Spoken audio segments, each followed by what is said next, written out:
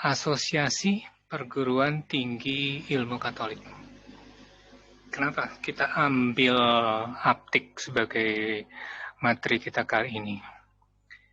Kalau dilihat dari sejarahnya nanti, kita akan belajar sejarahnya aptik juga sedikit. Ternyata sampai sekarang itu aptik masih bisa berjalan. Kerjasamanya masih terus berjalan. Dari tahun 90-an padahal ya. Lalu kemudian kalau lihat dari refleksi kalian tentang jaringan, maka banyak yang bercerita bahwa informasinya tidak lengkap tentang jaringan-jaringan perpustakaan atau jaringan kerjasama Pusdok Info yang ada di Indonesia. Nah, dari situ bisa dilihat bahwa memang dibandingkan dengan jaringan-jaringan yang lain, aptik ini bisa dibilang yang paling aktif dalam bekerja sama. Apa saja itu? Nah, itu akan kita coba bahas hari ini. Saya izin share screen.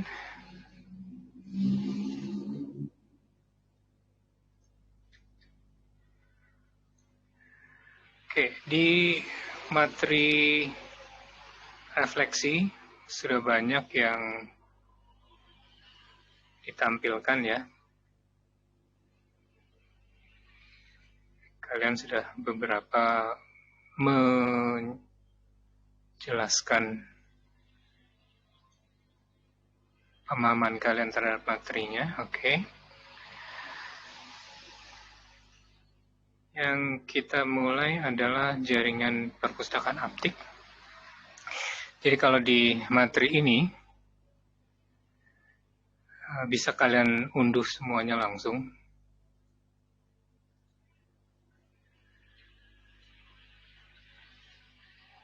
Kalian pelajari sendiri. Yang pertama materi kita hari ini satu presentasi, lalu nanti praktek kita akan lanjutkan dengan mencoba membuat jaringan dengan memanfaatkan aplikasi Nayanes, dan ini dilakukan juga oleh teman-teman di aptik. Lalu kemudian kita akan bahas banyak tentang praktiknya. Nah, kalau untuk bacaannya itu ada tentang jaringan kerjasama perpustakaan aptik ya. Ini bisa kalian baca. Atau juga skripsi kakak kelas kalian. Afif Ghazali tahun 2018. Jadi belum terlalu lama juga. Dan itu mungkin informasi aptik yang terbaru yang bisa kalian dapatkan. Ini bisa kalian lihat di perpustakaan. Atau kalau kalian mau baca bukunya, mungkin minta izin. Minta ke petugas di perpustakaan untuk bisa membaca skripsinya dia. Karena yang ditampilkan di OPEK perpustakaan untuk tugas akhir ini hanya bab 1 dan abstrak. Oke. Sampai di situ saya akan mulai dengan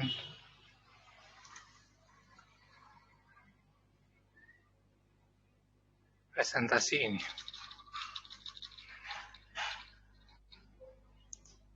Jadi aptik singkatannya itu apa sih? Asosiasi Perguruan Tinggi Katolik. Jadi kalau dari tulisannya Pak Sulistyo Basuki, Profesor Sulistyo Basuki, tahun 2003 ya.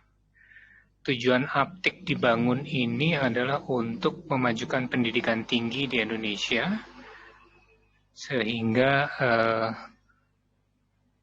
kalau dilihat kan, untuk agama Islam, maka sudah ada UIN ya. IAIN dulu, IAIN dan UIN sudah punya jaringan.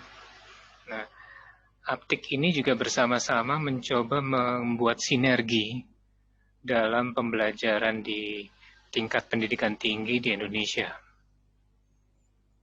Formatnya apa? Formatnya konsorsium, ya, sama-sama gitu.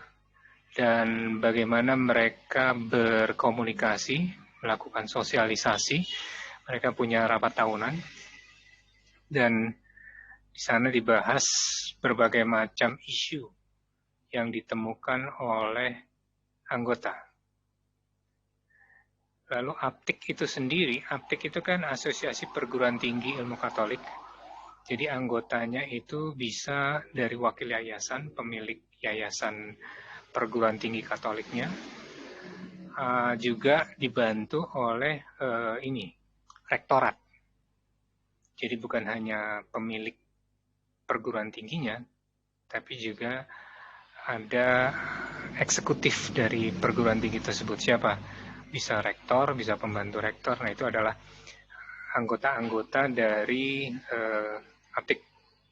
Nah, ini jaringannya. APTIK Library Network dari tahun 1992 ya. Data yang terbaru bisa dilihat di skripsinya Ghazali, Afif Ghazali yang tadi saya jelaskan. Jadi kalau bisa dibilang ini hampir seluruh Indonesia yang punya universitas atau perguruan tinggi Katolik. Makassar, NTT, Kupang ya, Jakarta, Bandung, Palembang juga ada. Nah, APTIK ini apa? APTIK ini punya kendala karena di perpustakaan perguruan tinggi tadi, anggota APTIK, itu ada banyak sistem perpustakaannya. Ada yang sentralisasi, dan ada yang desentralisasi. Sentralisasi ini maksudnya ada satu perpustakaan pusat di tingkat universitas, hanya satu gitu. Tidak ada perpustakaan fakultas. Contoh yang nyata adalah sentralisasi itu perpustakaan Yarsi, itu sentralisasi. Di mana di tiap fakultas tidak punya perpustakaan fakultas. Ya. Nah, dan juga ada desentralisasi. Jadi ada di anggota APTIK ya, perpustakaan perguruan tinggi punyanya APTIK itu yang jadi gabung dari anggotanya APTIK itu desentralisasi, di mana artinya semua perpustakaannya terpisah-pisah di tiap fakultas. Jadi bisa Anda bayangkan perpustakaan yang terpisah-pisah ini, ya kan? Kalau tergabung dalam jaringan APTIK dan keanggotaannya diwakili oleh eksekutifnya saja, maka kan yang di tingkat fakultasnya gimana? Informasi-informasi dari level fakultas, perpustakaan, kebutuhan perpustakaan, kebutuhan informasi, kebutuhan resources-nya di tingkat fakultas bisa nggak nyampe ke jaringan APTIK-nya? Itu yang harus diperhatikan. Di perpustakaan PTN ini rata-rata sekarang menirunya UI, di masing-masing fakultas punya perpustakaan, ya. UI yang dulu, UI yang sekarang kombinasi. Mereka tidak menyebutkan perpustakaan fakultas, tapi menyebutnya ruang baca fakultas. Meskipun pada prinsipnya ya mereka melakukan peminjaman juga di perpustakaan fakultas. Nah, kalau yang sentralisasi, dulu sebelum ada bangunan UI yang lama, semua perguruan tinggi itu rata-rata merujuknya ke UI. Karena dianggap yang paling sebagai contoh lah. Sekarang semuanya kombinasi, ada yang desentralisasi, ada yang sentralisasi. Dan yang sentralisasi itu rata-rata meniru dari luar. Kalau di APTIK biasanya cenderungnya ke yang sentralisasi. Contoh yang desentralisasi itu Kristen Satya Wacana. Itu yang di aptik. Lalu yang di jaringan perpustakaannya, JPA, jaringan perpustakaan aptik, itu juga punya kendala. Kendalanya apa? Ada sistem perpustakaannya. Ada yang terbuka, ada yang tertutup. Jadi ada yang cuman ngelayanin kalau diminta user mau minjem buku harus diambilin bukunya sama petugas. Itu sistem perpustakaan tertutup ya. Ada yang terbuka, mahasiswa bisa langsung ngambil ke raknya untuk minjam buku. Begitu juga status perpustakaannya. Tadi sentralisasi, desentralisasi, plus desentralisasi itu lapornya kemana? Ke dekan atau ke wakil dekannya. Juga yang disentralisasi, lapornya kemana? Ke yayasan atau ke rektorat. Nah, status-status ini menjadi beberapa hal yang harus dihadapi oleh aptik dalam berjejaring. Kenapa? Karena di nomor 2 ini terutama, itu akan menentukan anggaran. Kalau dia ada di bawah fakultas, maka anggarannya pasti sepersekian dari fakultas. Oke. Sementara kalau dari universitas, maka biasanya anggarannya lebih besar lagi karena dia akan memperhitungkan berapa jumlah total seluruh mahasiswa di setiap fakultas. Nah, kadang-kadang kalau di swasta ini anggaran akan ditentukan oleh jumlah mahasiswanya. Kalau mahasiswanya sedikit, maka anggaran perpustakaannya juga jadi minimal. SDM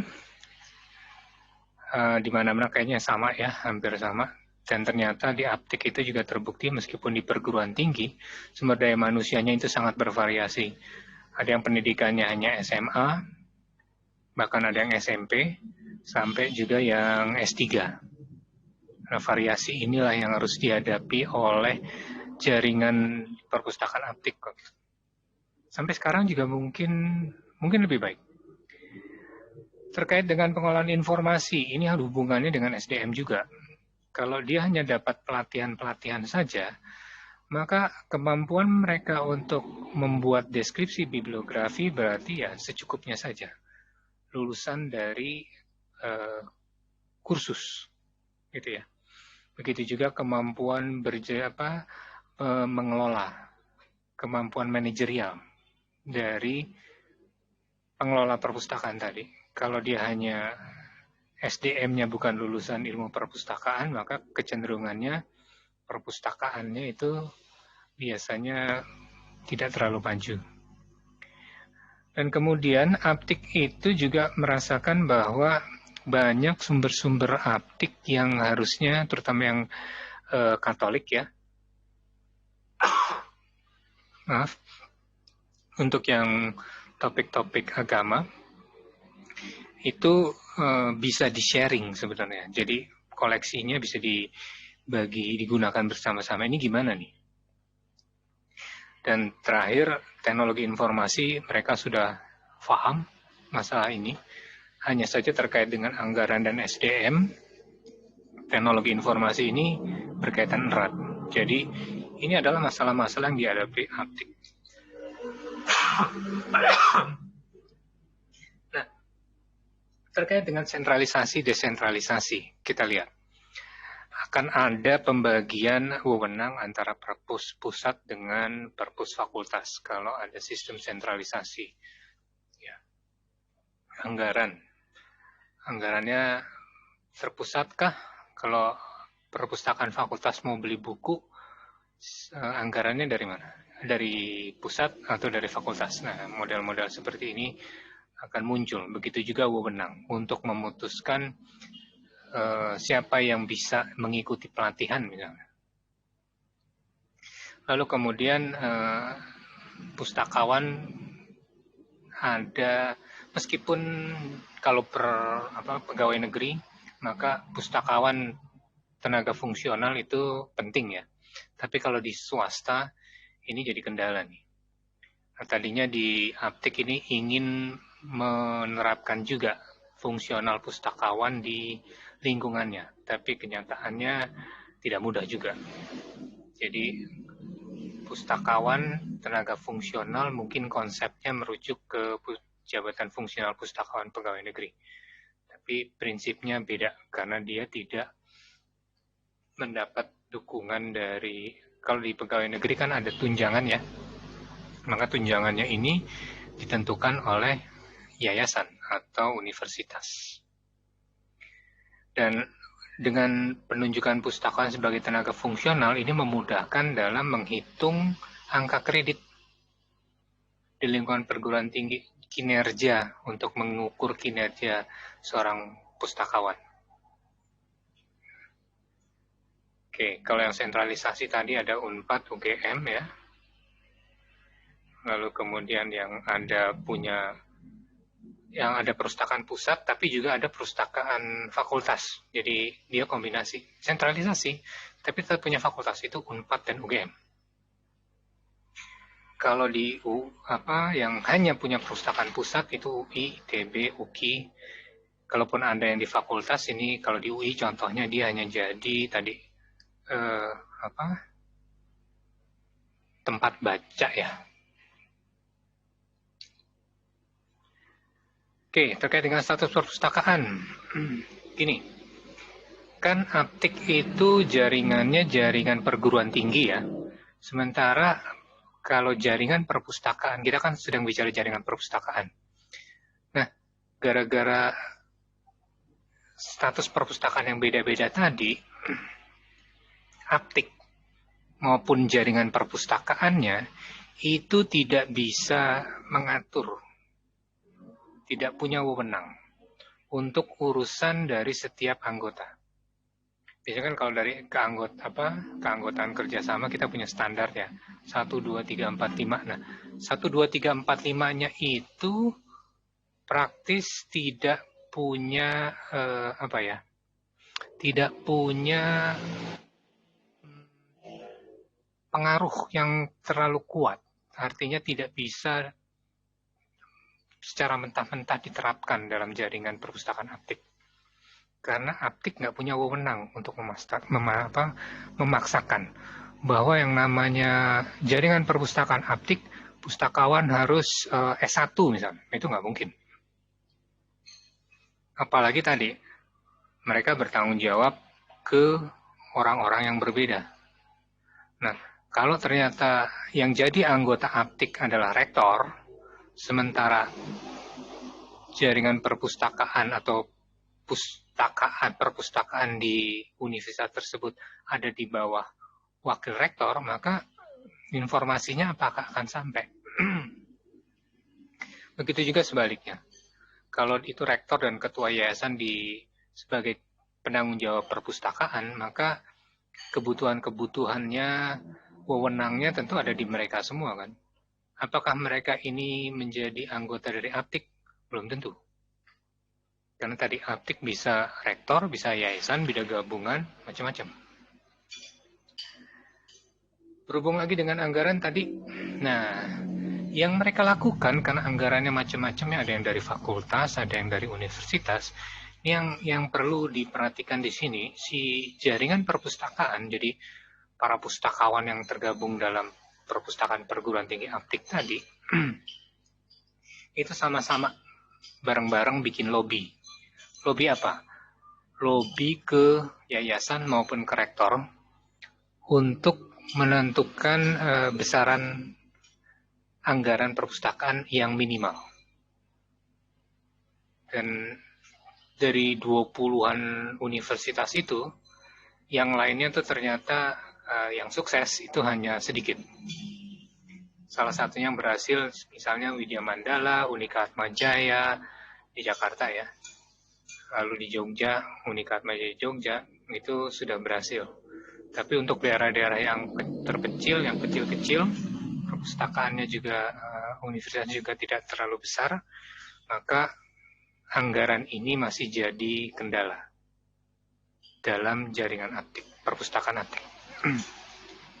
Terkait SDM tadi, apa yang mereka lakukan? Nah, ini jaringan aptik ini bikin pelatihan, bahkan dengan tadi hasil negosiasi dengan ketua yayasan gitu ya, ketua yayasan seluruh perguruan tinggi, lalu juga dengan rektornya.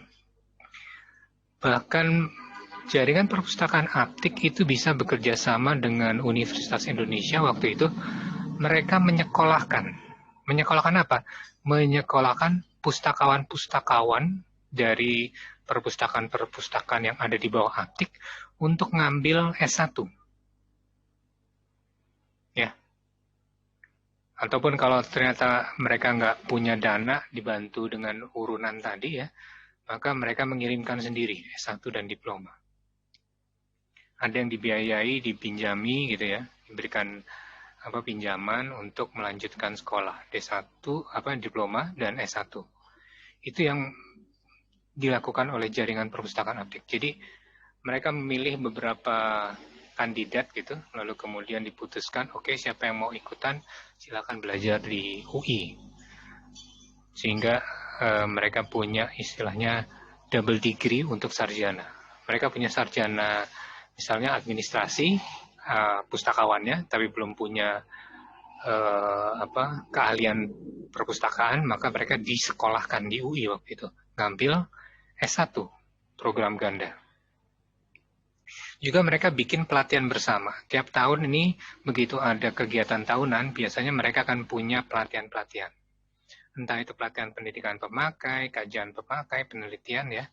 Mereka bagaimana mengevaluasi kinerja perpustakaan, mereka bikin pelatihan-pelatihan seperti itu, bagaimana mendeskripsikan bibliografi yang benar berbasis ANSI-R2, dan terkait teknologi, sebelum ada aplikasi-aplikasi berbasis web, masih desktop, maka WinISIS adalah aplikasi yang digunakan.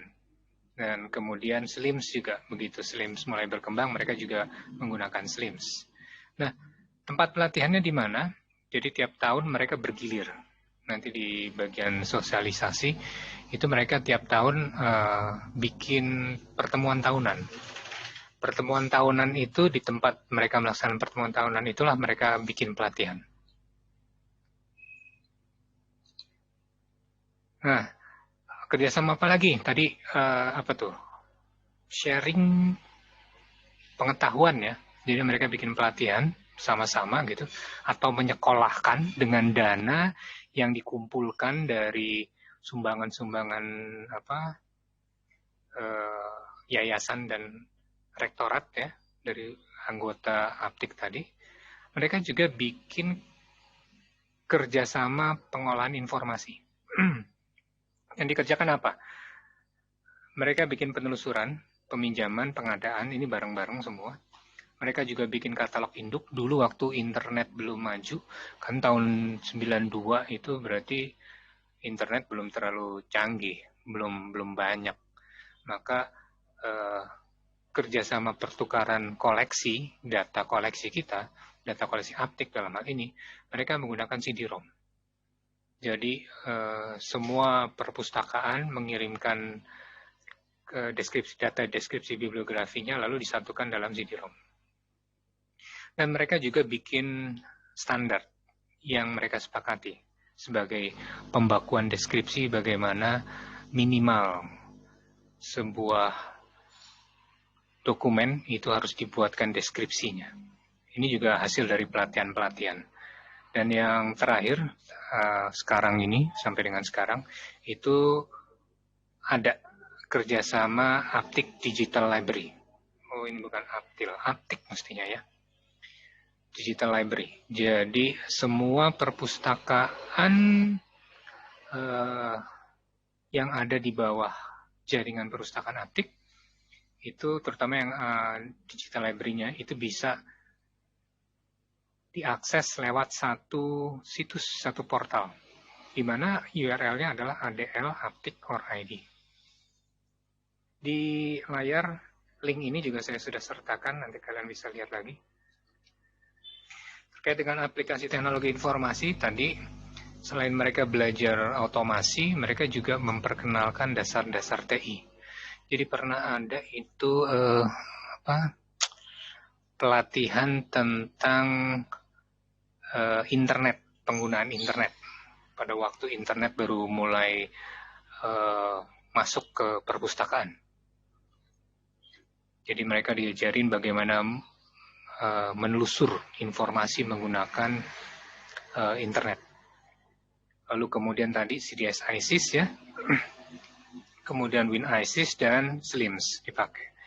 Nah, dulu CDS ISIS itu jadi basis pengelolaan bahan pustaka mereka, lalu kemudian WinISIS, ini yang versi DOS-nya, karena tahun 92-an itu versi DOS itu lebih dominan, yang Windows belum banyak. Dan setelah Windows muncul, maka pelatihan WinISIS. Juga mereka dilatih untuk membuat website perpustakaan. Ini adalah beberapa aplikasi teknologi informasi yang coba di sharing ya di dalam jaringan aptik. Tadi katalog induk dalam bentuk CD-ROM. Wah, gimana itu digunain ya? Dan ternyata itu pun sudah mereka manfaatkan sebagai sarana pengadaan dan sarana pinjam antar perpustakaan. Jadi dengan menelusur di CD-ROM mereka tahu di universitas ini ada buku yang harganya mahal, bisa nggak kita minta kopi bagiannya gitu kan, bab 1-nya atau bab 2-nya, atau bahkan minjem bukunya kalau mereka punya koleksi banyak, pinjam antar perpustakaan antara anggota JPA gitu. Itu sudah bisa dilakukan meskipun mereka pakai CD-ROM. Dan mereka juga memanfaatkan buku ajar bersama. Jadi materi-materi yang diajarkan di Universitas Atmajaya misalnya, dan ternyata prodi yang sama ada di Universitas di Kupang, nah itu materinya dipakai sama-sama. Katalog induk format CD-ROM tadi ya, udah kita bahas. Mereka juga punya pangkalan data bersama yang dapat diakses via internet ketika internet mulai marak, tapi daerah-daerah di Indonesia Timur itu masih minim, nah mereka pakai CD-ROM, jadi mereka mengkombinasikan. Mereka merasakan ada komunikasi karena setiap tahun mereka bergilir ketemu. Tahun ini di Jakarta, tahun depan di Kupang, tahun depannya lagi di mana, dan seterusnya. Itu dirapatkan bersama-sama ya. Dan dalam setiap pertemuan tadi, sekali lagi mereka bergilir juga bikin pelatihan. Mungkin pelatihan sekarang ada di Jakarta, tapi materinya dari Universitas Kristen Dwi Payana misalnya, dari Jatim, Surabaya. Itu diatur sama mereka. Mereka punya direktori JPA, buletin JPA sebagai sarana komunikasi. Cuman sayang nih, sekarang ini kayaknya buletinnya nggak jalan ya. Karena kan sekarang lebih banyak ke jurnal online. Jadi komunikasinya lebih kepada komunikasi ilmiah. Padahal buletin JPA ini mestinya tetap dijalankan sebagai sarana komunikasi berjejaring. Kalau jurnal online kan ilmiah, ada metode penelitian, ada masalah yang harus dipecahkan, lalu solusinya apa. Kalau buletin ini kan bisa untuk sekedar berbagi informasi ya. Ini kayaknya mereka sudah tidak ada. Dulu tahun 2000-an masih ada. Tapi sekarang kayaknya udah berhenti karena konsentrasinya lebih banyak ke online journal system. Digital resources, skripsi, tesis, penelitian, in-house journal, nah ini mereka sudah mulai lakukan. Jadi sebelum ada OJS, mereka sudah mulai alih mediakan skripsi, tesis, dan penelitian. Dan mereka menekankan SDM itu menjadi titik awal pengembangan perpustakaan. Dan itu mereka rasakan benar-benar karena beda dengan pegawai negeri mungkin ya. Kalau di perpustakaan kadang-kadang sering dipindah ketugaskan gitu ya. Maka kalau di swasta begitu dia di perpustakaan, maka kecenderungannya dia akan di perpustakaan terus-menerus kecuali dia punya sekolah lagi, misalnya dari S2 jadi S3, atau jadi S1 jadi S2, maka dia bisa jadi pengajar. Tapi kalau di swasta, rata-rata kalau di perpustakaan, maka dia akan di perpustakaan terus. Ini adalah beberapa kendala, gara-gara tadi berpindah-pindah terus pelatihan juga sekaligus ditunjuk supaya ketuanya nggak terus-menerus dia diam lulu, maka akibatnya jaringan perpustakaan aptik itu tidak punya sekretariat permanen. Sekretariat jaringan itu melekat pada ketua JPA-nya. Jadi kalau sekarang ketua JPA-nya adalah dari NTT, maka sekretariatnya pindah ke NTT. Sarana dan prasarana di NTT gimana? Nah, itu yang jadi kendala. Lalu kesenjangan digital ini juga masih dirasakan sampai sekarang. Masalah SDM masih juga ada, tidak selesai juga. Meskipun sudah ada pelatihan dan segala macam ya. Ini ada hubungannya dengan kesenjangan anggaran antara NTT dengan Jakarta misalnya. Anggaran perpustakaannya akan berbeda. Sehingga kalau ngirim orang maka yang dari NTT atau dari Kupang kecenderungannya hanya satu orang biasanya kalau datang. Sementara kalau dari Jakarta mereka bisa 2 atau 3 orang mengikuti pelatihan yang diadakan oleh aptik. Nah, di sini juga ada minim promosi. Tadi buletin JPA itu hanya beredar di kalangan JPA sendiri. Oke. Jaringan perpustakaan aptik, coba apakah kalian pernah dengar aptik sebelumnya? Di tulisan-tulisan atau artikel-artikel ya di koran-koran gitu tentang aptik. Nggak ada, padahal mereka bisa sampai nyekolahin ya Pak. Tadi bisa sampai bikin program sarjana double degree ya. Double sarjananya ada 2, gitu, 1 orang bisa punya 2 sarjana disekolahkan oleh jaringan aptik ini. Nah, kan promosinya keren harusnya. Tapi ternyata nggak banyak informasi itu beredar. Juga faktor geografis tidak mudah, berbeda pulau, dan tidak semua perpustakaannya merupakan perpustakaan yang besar. Faktor teknis, nah ini program-program JPA terkadang juga bentrok dengan program-program yang berjalan di internal perpustakaan, sehingga tidak semua anggota bisa mengikuti keseluruhan program JPA. Tadi balik lagi juga, keputusannya itu ada di yayasan atau ada di fakultas misalnya. Fakultas pengen ngirim karena butuh tenaga, sementara dari yayasan bilang, oh perpustakaan nanti dulu ini ada yang urgent untuk laboratorium misalnya. Nah, berarti kan susah mengatasinya. Nah ini kalau dilihat ya dari tulisannya penelitian terbaru tadi, Afif Ghazali tahun 2018, maka ada beberapa hal yang teridentifikasi di JPA ya. Faktor-faktor yang menyebabkan kerjasama perpustakaan itu berhenti. Kenapa? Pertama, karena biasanya hanya ada satu figur dalam kerjasama perpustakaan tersebut. Oke, Atma Jaya. Oh, si itu melulu yang datang di pertemuan tahunan gitu ya. Jadi semuanya tergantung sama satu orang tadi. Begitu satu orang tadi tidak bisa mengikuti ya, maka staf-staf yang lain juga tidak bisa ngapa-ngapain lagi. Nah, di JPA untuk mengatasi itu, maka JPA punya lembaga induk ya. Lembaga induk yang memang tadi kan jaringan aptik perguruan tingginya ya. Lalu JPA, jaringan perpustakaan aptik, itu ada di bawah aptik. Nah, jaringan JPA-nya ini sudah punya memastikan bahwa setiap universitas yang tergabung dalam jaringan aptik itu harus jelas tugas-tugasnya, harus terawasi. Sehingga tidak mungkin satu orang terus-menerus ikut pelatihan di kegiatan yang dilaksanakan oleh jaringan perpustakaan.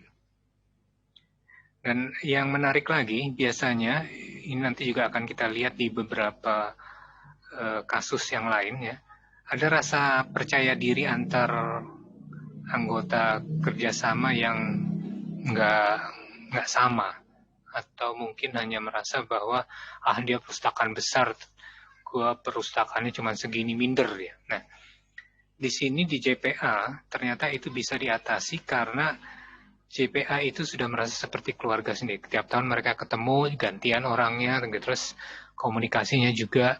Bayangin kalau kalian ikut pelatihan bersama-sama gitu kan, antara pustakawan yang disekolahkan oleh jaringan aptik gitu, tentu aspek kekeluargaannya jadi makin kuat. Rasa rendah diri terhadap instansi atau lembaga yang lebih besar ya. Dan ini di sini juga aptik sudah bisa mengatasi kendala ini dengan cara menguatkan antar anggota. Tadi bikin pelatihan bareng-bareng ya, tanpa peduli apakah dia perpustakaannya besar atau kecil. Ini juga menjadikan jaringan perpustakaan asik, jaringan perpustakaan aptik menjadi seperti keluarga. Ketua JPA dipilih melalui kesepakatan bersama dan ketua memiliki peran penting dalam mengkoordinir anggota. Karena tadi kekeluargaannya kuat, maka JPA-nya juga jadi pelindung, pembimbing, panutan ya. Sehingga koordinasinya praktis lebih mudah. Asosiasi yang berguna untuk mendukung perguruan tinggi yang berada di asosiasi aptik dan akan selalu mensupport penuh. Nah, di sini, jadi tadi JPA, Jaringan Perpustakaan Aptik, itu sudah dianggap bagian penting dari kerjasama aptik, dan dengan sendirinya posisi perpustakaan dalam perguruan tinggi juga menjadi penting di sini. Ya. Nah, kegiatan kerjasama didasarkan pada proyek-proyek yang biasanya didanai hanya untuk waktu yang terbatas oleh JPA, oleh Jaringan Perpustakaan Aptik, karena institusi induk dari perpustakaan itu juga sudah mengakui keberadaan jaringan tadi ada manfaatnya, maka proyek-proyek JPA itu dengan mudah mendapatkan dukungan dari perguruan tingginya. Ini yang menarik. Kalau biasanya perpustakaan, jaringan perpustakaan kerjasamanya ya hanya antara jaringan perpustakaan. Sementara lembaga induknya membebaskan, dalam artian tanda petik yang membebaskan alias tidak peduli, lu mau kerja sama apa aja terserah gitu. Nah, dengan demikian begitu kita butuh anggaran besar, maka lembaga induknya bersedia nggak? Nah, perpustakaan tidak menerima cukup anggaran dari lembaga induk. Nah, ini tadi. Ini biasanya adalah faktor-faktor yang menyebabkan kerjasama perpustakaan nggak jalan. Nah, di aptik ternyata ini bisa diadaptasi, bisa diatasi meskipun tidak 100% gitu. Dan aptik ini mendukung seluruh kegiatan JPA. Dari anggaran yang dikelola oleh aptik tadi. Makanya mereka bisa bikin pelatihan, bahkan menyekolahkan. Siapa nih?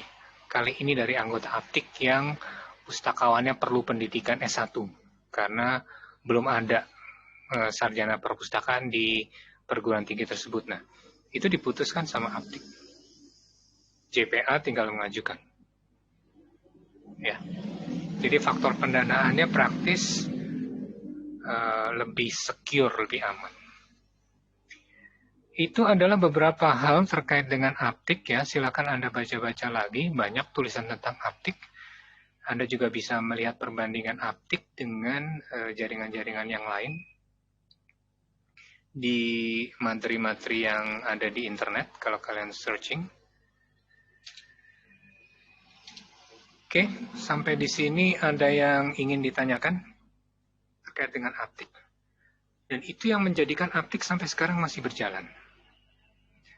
Kalian bisa lihat ada jaringan ada situs aptik.org ya, itu jaringan aptiknya. Lalu kemudian ada ADL aptik.org, itu jaringan perpustakaan digitalnya. Tapi buletin yang dulu ada itu malah sekarang tidak ketemu lagi, buletin aptik. Kalau kalian lihat nanti dicari-cari di internet. Oke, sampai di sini bisa difahami bagaimana aptik bisa bertahan, bagaimana apa saja yang dikerjakan ya. Kalau lihat sejarahnya silakan dibaca di internetnya lebih detail lagi. Gimana? Ini kasus untuk aptik.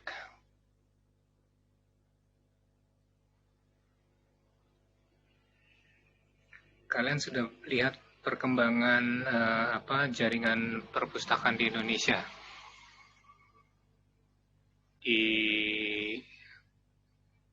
Kalian harus menyerahkan tugas kan? 10 jaringan perpustakaan. Aptik ini adalah salah satu yang mungkin bertahan sampai saat ini. Jadi kalau dari tahun 92 berarti hampir 30 tahun ya. Jaringannya tetap berjalan. Swasta padahal, bukan negeri. Nanti kalau kita lihat yang di kasus yang negeri, justru malah begitu dibangun, oke, kegiatannya selesai, dia tidak bisa berjalan. Sampai di sini, ada pertanyaan? Jelas berarti ya tentang aptik perkembangannya. Kalau tidak ada, maka kita akan membahas sedikit tentang praktikum. Oke. Yakin? Nggak ada yang mau ditanyain? Atau nanti saya buka forum saja? Kalian bisa nanyain materi apa yang perlu dipertajam ya.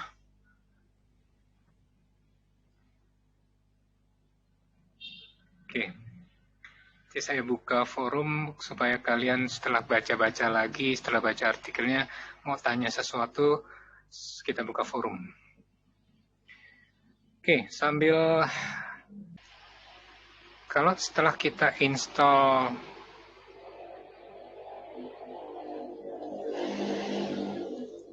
Laragon ya, ini kan Laragonnya diinstal di sini. Kalau kalian buka di data, lalu kemudian di MariaDB 10, itu harusnya ada file besar ini. Ini adalah file indeksnya si MariaDB, MySQL dalam hal ini. Kalau pertama kali kalian install, maka file yang besar ini nggak ada. Nah, oleh karena itu, tugasnya Laragon, dia nyiapin indeks ini dulu. Nah, kalau indeks ini jumlahnya berapa? Kita lihat, 120 mega ya. Nah, kalau komputer Anda, netbook misalnya, yang Celeron ya, maka itu berarti prosesnya bisa jadi memang lama. Dan biasanya kalau di sini saya tampilkan Laragon saya, maka di sini biasanya merah. Kenapa? Dia lagi mempersiapkan. Tulisannya apa di sini? Nah, kalau di sininya masih setting up, installing gitu ya, preparing, nah berarti tunggu aja. Kalau di sini tulisannya merah error, nah itu yang jadi masalah. Tapi kalau di sini merahnya installing, preparing, nah berarti dia lagi mempersiapkan. Kenapa? Karena file besar ini lagi di-create satu persatu sama dia. Kalau sudah selesai, baru dia akan berjalan jadi hitam. Oke? Begitu juga kalau kalian pasang Laragonnya di USB. USB kalian support USB yang terbaru bukan? Kalau USB-nya USB lama, ya bisa jadi berarti kan USB 2.0 ya. Speed-nya akan makin lambat lagi. Kalau kalian pakai USB yang sudah mendukung 3.0, maka kemungkinan akan lebih cepat. Itu yang harus kalian perhatikan. Jadi kalau dibilang, Pak saya sudah install tapi nggak jalan-jalan, nggak jalannya apa? Coba perhatikan pesan yang muncul di sini. Oke? Kalaupun kalian tidak bisa melihat di sini pesannya dibilang error. Wah, errornya apa? Maka coba perhatikan di sini. Klik kanan. Ini Laragon kita ya. ini ada log. Errornya apa? Untuk Apache. Kalau masalahnya ada di Apache. Kalau masalahnya ada di MariaDB, buka MySQL lognya. Apa sih emang isinya? Nah ini. Kalau kalian scrolling ke bawah, kita bisa tahu nih, errornya ada di mana. Oh, ini ada warning, tapi masih bisa jalan berarti. Kalau sampai dia error beneran, maka errornya akan muncul di sini. Apa yang terjadi? Kebetulan ini tidak ada error ya. Oh, ini ada nih, abort. Operating system error 32 in file. Nah, dari sinilah kalian tahu masalahnya ada di mana. Another program is using InnoDB files. Berarti ada yang bentrok. Kalau di sini dibilang cannot read file, berarti file itu mungkin tidak ada atau mungkin file itu corrupt, rusak. Dan itu semua bisa kalian perhatikan dulu di sini satu-satu. Jangan langsung bilang nggak bisa. Di instalasi ini sudah ada panduannya, bukan panduan, catatan, sorry. Jadi kalau kalian klik kanan, ada di MariaDB, ini ada catatannya. Tinggal kalian buka. Oke? Oke, Pak. Makasih, Pak. Oke. Satu lagi tadi ada yang nanya, chatting. Ups, mana chatnya? Kok nggak muncul? Bapak. Ini lagon saya udah bisa. Lagonya udah bisa. Tapi yang pas mau ke webnya itu muncul 500 internal server error gitu. Tapi udah jalan. Sekarang pertanyaannya adalah, waktu di Laragonnya ini, sudah muncul seperti ini? Kalau sudah muncul, maka begitu diklik web, harusnya dia akan muncul localhost, kemudian, nah ini error nih ya. Oke, nggak apa-apa, tutup aja dulu coba. Kita lihat lagi. Laragonnya kita stop. Oke. MariaDB-nya udah stop. Start lagi. New project.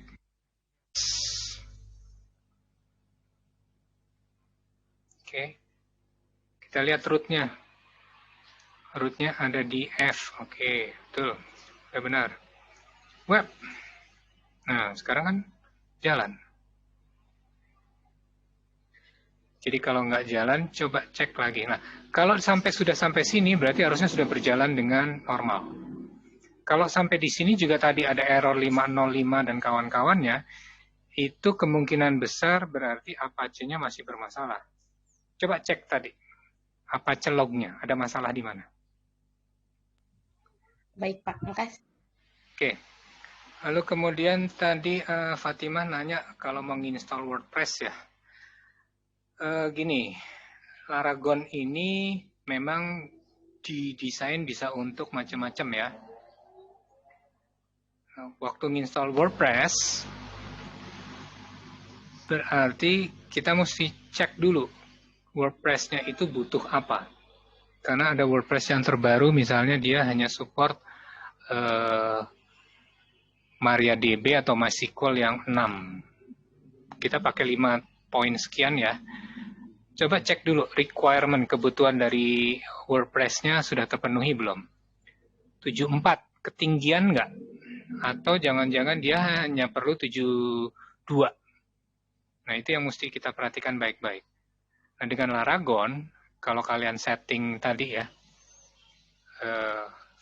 menyaksikan video yang ada di sini, install aplikasi ini, lalu kalian lihat yang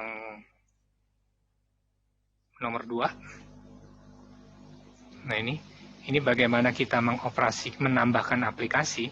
Nah berarti kalau kita mau nambahin PHP versi yang lain di WordPress, cari dulu, download dulu di mana tuh PHP yang kita butuhkan. Lalu kita install, maka otomatis dia langsung bisa jalan juga. Begitu kita setting dengan PHP-nya yang sama persis. Saya berhasil kok nginstall WordPress kalau nggak salah ya, tapi sudah agak lama versi yang sebelumnya di Laragon, nggak ada masalah. Jadi harusnya Anda juga bisa. Kadang-kadang memang tadi komputer kita lambat ya, lalu kita nggak sabar. Di situ yang kadang-kadang kita sering bilang, wah gagal nih. Padahal sebenarnya di belakang dia masih kerja. Caranya dia tahu lagi kerja atau enggak, Task Manager diproses, ya kita lihat ini ada Laragon 32 bit, di bawah Laragon ada apa? Nah, kalau di bawah Laragon ada file-file yang lain, nah itu berarti dia lagi kerja tuh.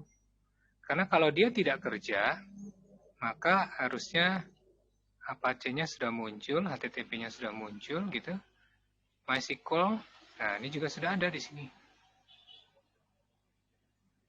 Wah, ini RAM-nya gede nih, 81 mega, habis kepake Apache-nya berapa? Nah, kalau performance kalian bisa dilihat di sini. Saya kebetulan RAM-nya 16 giga, jadi mau ngapain aja enak.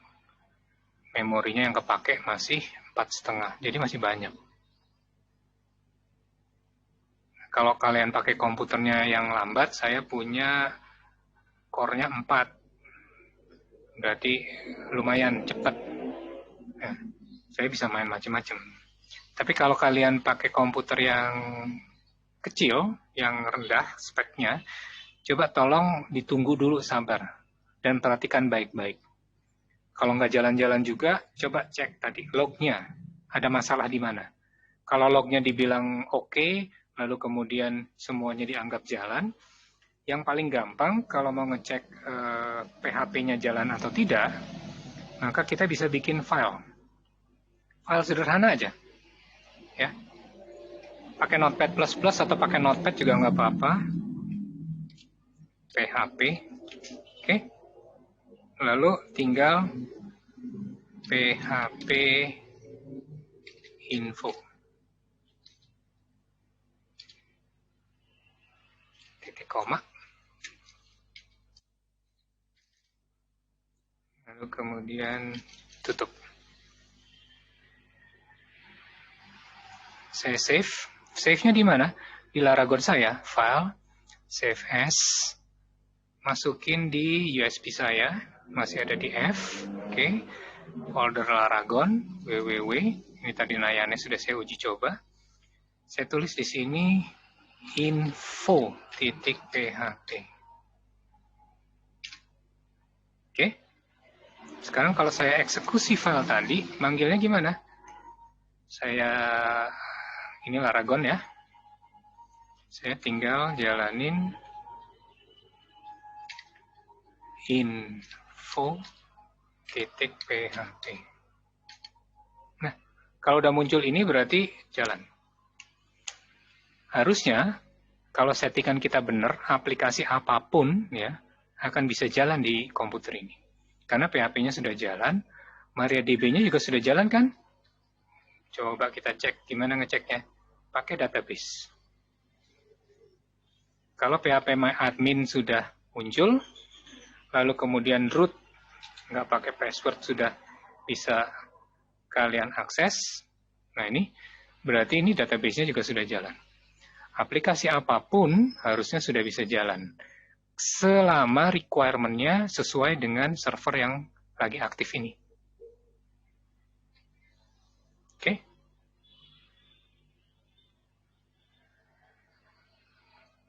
Ada yang ditanyain lagi? Jadi sekali lagi tolong pastikan Laragon kalian jalan, lalu Nayanes jalan. Karena kalau sampai itu tidak jalan, nanti ujian prakteknya kan salah satunya adalah membuat jaringan berbasis TI. Either kita akan pakai Laragon, kita akan pakai Nayanes, kita akan UCS untuk kerjasama katalog, atau kita pakai protokol OAI untuk kerjasama. Itu untuk prakteknya. Kalian harus bisa membuat itu semua. Oke?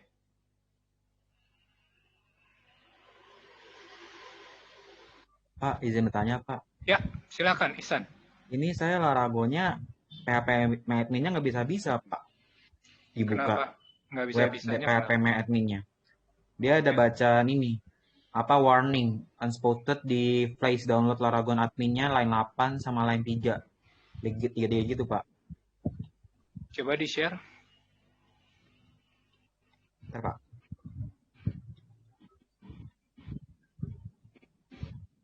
Ini, Pak. Oke. Ini berarti Laragon apa? 713 unsupported declare. Kamu udah pakai berapa Laragonnya? 64, Pak. Sesuai sama kapasitas laptop. PHP-nya, sorry. PHP Laragonnya pakai versi berapa? Ini emang dari City-nya, Pak, PHP-nya. Dari pas lagi download udah kayak gini. Iya, pakai berapa? Saya lihat dulu. Kamu lihat bentar, dulu Pak. berapa?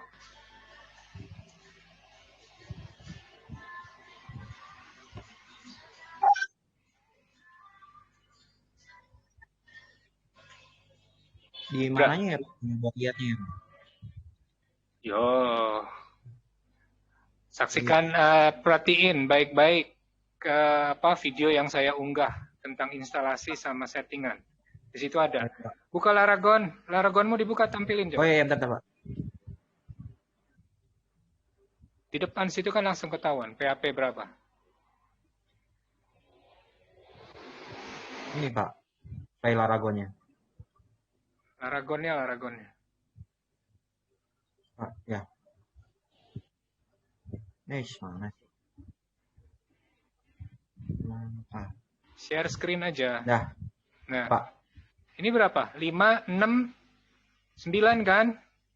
Ini lihat nih ya, di atas. Pak. Ya, Pak. 569. Sementara tadi catatannya apa errornya? 7.31. Iya, require-nya kan 731. Ya mana jalan tuh? Bener nggak? Tapi di sini ada kan, Pak, nih pemindahan PHP-nya. Oke, coba pindahin. Itu berapa? 569 ini kan? Ya, yang ini 742, Pak. Coba pindahin yang 742, aktifin. Sudah, Pak. Nah, sekarang coba jalanin lagi PHP MyAdmin. Tetap nggak bisa, Pak. Oke, kalau nggak nih tutup dulu, stop semuanya dulu. Ya. Jalanin lagi, start all, sudah ganti 7 apa? Sudah ganti 72 kayak 74 ya. Coba jalanin lagi.